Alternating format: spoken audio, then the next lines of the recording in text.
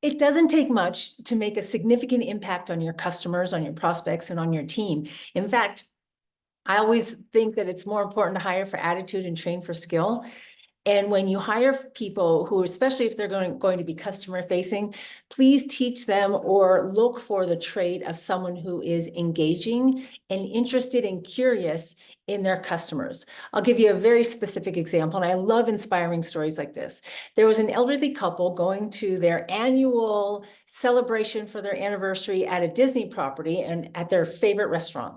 When they showed up for the reservation, the hostess spoke to them and got to know them and gave them the little vibrating thing and said, hang on to this. And as soon as it vibrates, that means your table is ready, and come right back here and we'll seat you.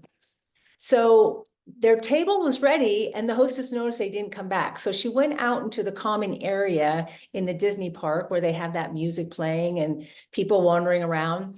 And she noticed this couple, they were just in this beautiful dance. And she said, I'm so sorry to interrupt this dance, but your table is ready. And so the couple was very grateful to go and be seated at their table. And the hostess thought that this is such a cool thing, because she found out that this couple comes to Disney every year for their anniversary, and they always love to come every year to this favorite restaurant.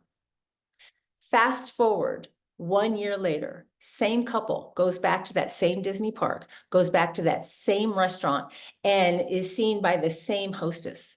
The hostess, because she was curious and engaging, she remembered the couple and she engaged them in a conversation. And she said, welcome back, happy anniversary. Will you be regaling us with another dance? And the husband was a little bit sad. And he said, actually, I hate to say it, but this is our last dinner together here. My wife has been diagnosed with Alzheimer's, and this is our last vacation together here at Disney. Well, the hostess said, well, please come on in, your table is ready, and enjoy a fabulous dinner.